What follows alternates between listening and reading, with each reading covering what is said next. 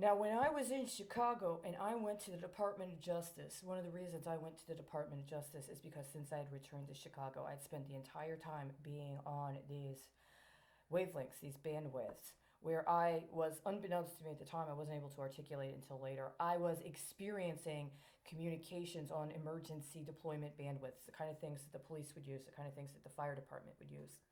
And I didn't understand what that was until later, and until I started doing the research specifically with this company and realizing that somebody had set up options way, way, way, way early, like when I was a little kid, connected to the kind of technology that I was tracking in terms of the development of this particular company's product line.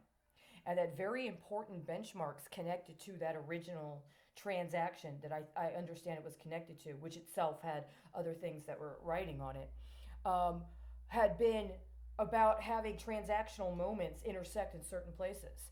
And there was a very specific timeline around which this happened. So, for instance, when I had originally planned to go to the Middle East to do one kind of effort, I ended up getting requested instead to, before I did that, go to Honduras to help set up a low powered radio station. And I didn't know anything at the time about the cases that had happened between the United States and Iran around the Court of Special Jurisdiction.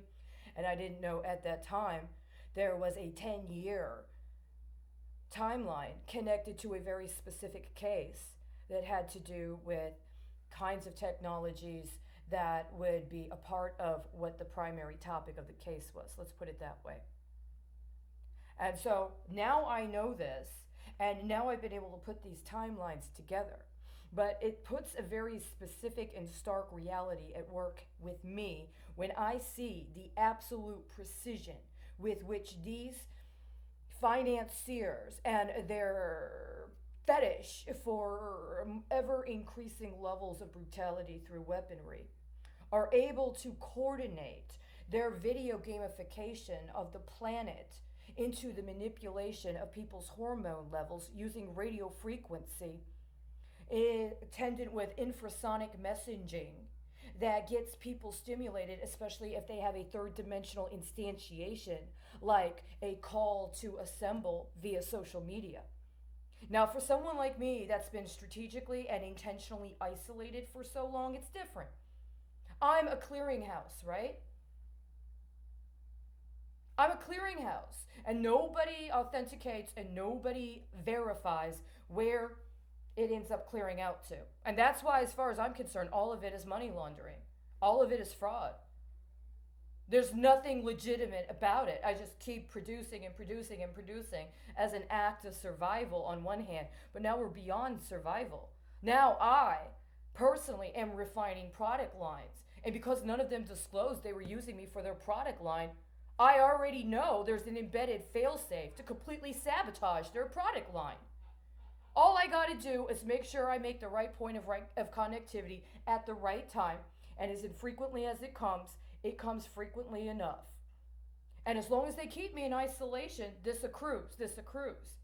But if it doesn't look like I'm supporting anyone, and it doesn't look like I'm doing anything to create or to be able to address the urgency other people feel, I guess the question is, what do you really need?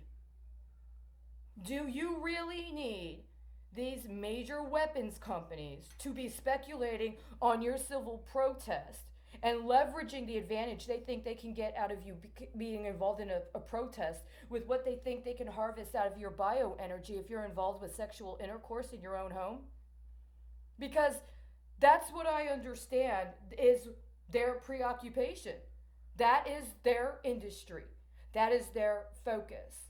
That's their agenda. And that's their daily market report. And in lieu of being able to organize myself, to have a job, to have a relationship, I just follow the market reports. And right now, if I were to give you a forecast, I would say don't riot in Minneapolis, guys. Don't do it. Don't do it. They're deploying the National Guard to the wrong place. I'm not saying I don't believe in National Guard deployments right now. But you guys went to the wrong place for the wrong reason, and it's an insult.